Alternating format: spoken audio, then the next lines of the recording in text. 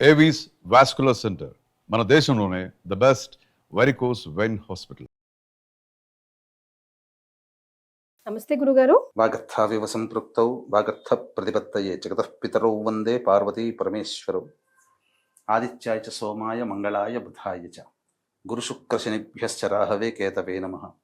శృంగేరి జగద్గురు పీఠాధిపతులకి కంచి పీఠాధిపతులకి నమస్కారములు తెలియజేసుకుంటూ కార్యక్రమాన్ని ప్రారంభిద్దాం. గురుగారు, 9 రోజుల పాటు నియమంగా పెట్టుకున్న వాళ్ళు, నవరాత్రులు చేసిన వాళ్ళు ఒక లెక్క అయితే, చాలా సార్లు 9 రోజుల పాటు ముఖ్యంగా ఇంట్లో ఆడవాళ్ళకి కుదరకపోవచ్చు. 2 రోజులు, 3 రోజులు, 5 రోజుల్లో పెట్టుకోవాలంటారు. సో ఎలాంటి నియమాలు వీళ్ళు పాటించాలి? మాకు అసలు లెక్క లేదండి, మా ఇంట్లో ఆచరణ లేదండి, మేము పెట్టుకోమండి అన్న వాళ్ళు మినిమం టు మినిమం అట్లీస్ట్ ఇది చేయండి, మీరు ఏ ఖర్చు లేకుండా సరిపోతుంది, అంతటి పుణ్యఫలమే మీకు లభిస్తుంది అనడానికి ప్రశ్న కొంచెం పెద్దదే గురుగారు. అంటే ఈ 9 రోజులు వీలైతే చక్కగా పూజాది కార్యక్రమాలు ప్రతిరోజు చేసుకోవడం. కొంతమంది లేటుగా స్పందిస్తారు, అయ్యో అందరు మొదలు పెట్టారు మనం కూడా చేస్తే బాగుండు కదా అంటే అప్పుడు 7 రోజులుగా చేసుకోవాలి, లేదా 5 రోజులుగా చేసుకోవాలి. హీన పక్షంలో 3 రోజులుగానైనా చేసుకోవాలి. అంటే అష్టమి, నవమి, సప్తమి, అష్టమి, నవమి ఈ 3 రోజులైనా చేసుకోవాలి, లాస్ట్ 3 days అయినా.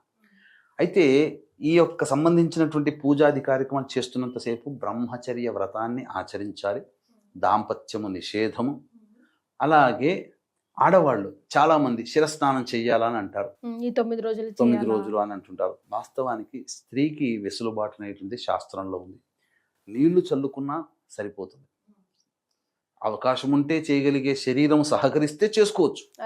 ప్రతిరోజు చేయాలనే నియమం అయితే మాత్రం ఏం లేదు. కానీ ఈ 9 రోజుల్లో మాత్రం గోళ్ళు కత్తిరించకూడదు. తర్వాత చాలా మంది బ్యూటీ పార్లర్కి వెళ్ళి కట్ చేయించుకుంటారు, హెయిర్ కట్ చేయించుకోకూడదు. ఇది నియమాన్ని పాటించాలి. తర్వాత ఆ చేసుకునే స్త్రీమూర్తి సుమంగళిగా ఉన్నప్పుడు సుమంగళిగా చక్కగా ఆ సుమంగళి ధరించేటువంటి వస్తువుని చక్కగా ధరించడం, పసుపు ఇవన్నీ కూడా. అలాగే పూలు ధరించడం, చక్కగా చీర, అమ్మవారే ఉన్నట్టుగా ఉండాలి, అమ్మవారి నామమే సదా జపిస్తూ ఉండాలి. ఇలా జరుగుతూ ఉండాలి. తర్వాత పూర్వ సువాసులను కూడా ఈ అమ్మవారి పూజలు చేసుకోవచ్చు, నవరాత్రులు చేసుకోవచ్చు, తప్పులేదమ్మా. ఎందుకంటే అమ్మవారు అందరికీ అమ్మ, వీళ్ళకే అమ్మ వరాలు ఇస్తుందని ఎక్కడ శాస్త్రంలో చెప్పబడలేదే. అదే అమ్మవారు దశమహావిద్యల్లో ధూమవతి కూడా పూర్వసువాసిని అవతారమే. అంటే ఇక్కడ పిచ్చి జనాలు, మీరు పిచ్చోళ్ళురా మీరు అంటూ లెక్క పెట్టుకున్నారు, కానీ నా దశావతారాల్లో ఇది కూడా ఒకటి ఉంది నాకు సంబంధించింది, కాబట్టి మీరు పూర్వసువాసిని వేరుగా చూడాల్సిన పని లేదు అని చెప్పి అమ్మవారే తన అవతారంగానే చూపించింది. ఇంక అంతకన్నా పెద్ద సాక్షాత్కారం ఇంకేం కావాలి మనకు, తార్కాణం ఏం కావాలి? కాబట్టి పూర్వ సువాసనలు కూడా చక్కగా అమ్మవారి పూజ చేసుకోవచ్చు, ఎవరు కూడా దీనికి వ్యతిరేకం లేదు. అయితే చాలామంది ప్రధానంగా ఇప్పుడు ఏంటంటే ఈ సంబంధించినటువంటిది సులువుగా చేసుకోవాలనే ఆలోచనలో ఉంటుంటారు. కొంతమంది అంత టైం కేటాయించలేరు. అట్లీస్ట్ వాళ్ళు ప్రతిరోజు అమ్మవారి చిత్రపటానికి చక్కగా పూలమాల వేసి ధూపము, అమ్మవారికి మనస్ఫూర్తిగా నమస్కారం చేసుకొని అమ్మవారి అష్టోత్తరం లలిత త్రిశతో ఏదైనా చదువుకొని చక్కగా ఈ 9 రోజుల పాటు నియమాన్ని చెప్పినటువంటి విధంగా బ్రహ్మచర్య వ్రతాన్ని నియమాన్ని పాటిస్తూ దుర్భాషలు ఎవరితో ఆడకుండా కోపగించుకోకుండా ఉంటూ వీలైతే ఉపవాస నియమాన్ని పాటిస్తూ చంద్రుడిని చూసుకొని నక్షత్రాలను చూసి భోజనం చేసే అలవాటుగా చేసుకుంటే 9 రోజులు నియమంగా ఉండి ఎవరైనా కానీ ఈ పూజాది కార్యక్రమాలు చేస్తున్నట్లయితే ఈ సంబంధించినటువంటి పూజాది కార్యక్రమాలు సందర్భంగా వాళ్ళకి వస్తువు రూపేణ ధన రూపేణ సహాయ సహకారాలు అందించిన తప్పకుండా వాళ్ళకి మంచి జరుగుతుంది. అమ్మవారి పూజలో పాల్గొన్నంత శుభ ఫలితాన్ని వాళ్ళు పొందుతారు. ఇది ఈ విధంగా చెప్పవచ్చు. గురుగారు, మరి మధ్యలో ఆడవాళ్ళకి ఇబ్బంది వస్తే ఏంటి పరిస్థితి? మళ్ళీ ఎప్పుడు చేసుకోవాలంటారు? సాధారణంగా నవరాత్రులు అంటే చాలా మంది 9 రోజులే ఆచరించి విజయదశమి రోజున కార్యక్రమాన్ని పూర్తి చేసుకుంటారు. కానీ పురాతన సాంప్రదాయం ప్రకారం అయితే పౌర్ణమి వరకు చేసుకుంటారమ్మ. అమ్మవారిని ఆరాధన చేసి షోడశ కళలతో విరాజిల్లుతున్నటువంటి లలితా దేవి కదా, షోడశ కళారూపిణి అని మనం చెప్పుకుంటాం. కాబట్టి ఈ షోడశ కళారూపిణి ఎప్పుడు వస్తుంది? పౌర్ణమితో కూడుకున్నటువంటి రోజున వస్తుంది. కాబట్టి పౌర్ణమి రోజున సమాప్తం చేసుకుంటారు. అయితే మీరు అన్నట్టుగా ఈ మధ్య కాలంలో ఆడవాళ్ళకి ఏమన్నా ఇబ్బందులు కనుక వస్తే 4 రోజులు నిషేధం. ఇక పూజ మొదలు పెట్టిన తర్వాత ఇలాంటిది ఉన్నప్పుడు వాళ్ళు ఆ పూజ పరిసర ప్రాంతాలలో తిరగకుండా ఉండి ఇంట్లో వాళ్ళు ఎవరైనా చేయగలిగి దాన్ని కంటిన్యూ చేయగలిగితే అందులో అది చాలా ఉత్తమం. లేదండి మేము అన్ని కలుస్తుంటున్నాం అంటే ఎటువంటి నియమాలు అంటే కనీసం వంటగదిలో కూడా ఆ 4 రోజులు వెళ్ళకూడదు, 3 రోజులు వెళ్ళకూడదు వంటగదిలో.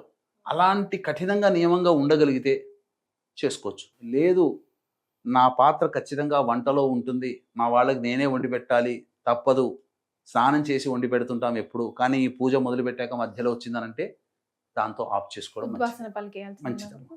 చేసుకోకూడదు. ఎందుకంటే తెలిసి అపరాధం ఎలా చేస్తాం, మరి మహిళలో ఉన్నప్పుడు ఎలా చేస్తాం. అదేలేండి. ఇలా కొంతమంది ప్రసాద నైవేద్యం అదే కిచెన్ లో నుంచి వెళ్ళాలి కాబట్టి. కొంతమంది వాళ్ళ కుటుంబంలో ఎవరైనా చనిపోయారని చెప్తుంటారు. 10 రోజులు అయిపోయిన తర్వాత అవకాశం ఉంటే పౌర్ణమి రోజున చేసుకోవచ్చు. అయితే ఆశ్వీజ పౌర్ణమి రోజున మన పీఠం ఆధ్వర్యంలో అమ్మవారికి విశేషమైనటువంటి హోమాది కార్యక్రమాలు అనేటివి జరిపించడం జరుగుతుంది విశేషంగా. ఇలా సహాయ సహకారాలు వాళ్ళు అందించవచ్చు. మామూలుగా రెగ్యులర్గా ఏదో నామమాత్రంగా పూజ చేసుకొని, పూజ చేసుకునే వాళ్ళకి కానీ వస్తు రూపేణ ధన రూపేణ సహాయ సహకారాలు అందించిన, లేదా ఈ యొక్క పూజ చేసుకోలేకపోతున్నాం అనే భావంలో చాలామందికి ఉంటుంది. అమ్మవారి పూజ చాలా చక్కగా చేసుకున్నాము, కానీ అమ్మవారి అనుగ్రహం ఇంకా మనం హోమం చేసుకోలేకపోతున్నాం అనుకునేటువంటి వాళ్ళకు కూడా అక్టోబర్ 6వ తారీఖు రోజున మన పీఠం ఆధ్వర్యంలో వాంఛా కల్పలతా సిద్ధి హోమం అనేటువంటిది చాలా చక్కగా రాత్రిపూట జరుగుతుంది. అవకాశం ఉన్న వాళ్ళు ఈ యొక్క కార్యక్రమంలో నమోదు చేసుకోవచ్చు. నమోదు చేసుకున్నటువంటి వాళ్ళకి చక్కగా అమ్మవారి శక్తిని ప్రసాదించే వైజయంతి మాల అనేటువంటిది ఇవ్వడం జరుగుతుందని చెప్పచ్చు. గురుగారు, జమ్మి చెట్టుకి దసరాకున్న సంబంధం ఏంటండి? జమ్మి చెట్టుకి దసరాకి ఉన్నటువంటి సంబంధం ఏంటంటే ప్రధానంగా పవిత్రత అనేటువంటిది ఎవరిలో ఉంటుంది. పవిత్రమైనటువంటి వృక్షం ఏంటంటే జమ్మి వృక్షం. అగ్ని అక్కడి నుంచే పుట్టింది అని, అందుకనే అగ్ని సంబంధించిందిగా చెప్పబడి ఉంటుంది. కాబట్టి జమ్మి చెట్టులో పాజిటివ్ ఎనర్జీ ఉంటుంది మీకు. అందుకనే మీకు చూసుకుంటే కరుంగలి మాల ఇప్పుడు చాలా బాగా ఫేమస్ అయింది కదమ్మా, జమ్మి చెట్టు నుంచే వస్తుంది. పాండవులు తమ యొక్క అస్త్రాలని చుట్టి తమ యొక్క ఆయుధాలని చుట్టి జమ్మి చెట్టు దగ్గరనే పెడతారు. ఎందుకనంటే ఆ అస్త్రాల నుంచి వచ్చేటువంటి యొక్క శక్తిని తట్టుకోగలిగే శక్తి ఆ జమ్మి చెట్టులో ఉంది, ఏ వృక్షంలో లేదు. మళ్ళీ అంతేకాకుండా ఆ అస్త్రాలు గనక కిందకు పెడితే దాని ప్రభావనంతా భూమి లాగేసుకుంటుంది. ఎంతో గొప్ప మహత్యం. అటువంటి మహత్యము కలిగినటువంటి అస్త్రశస్త్రాల యొక్క శక్తి భూమికి వెళ్లకుండా నిరోధించగలిగేది జమ్మి వృక్షం అని ఆనాడు శ్రీకృష్ణుడి యొక్క ఆజ్ఞానుసారము ఈ సంబంధించినటువంటి ఈ వృత్తాంతం జరిగింది.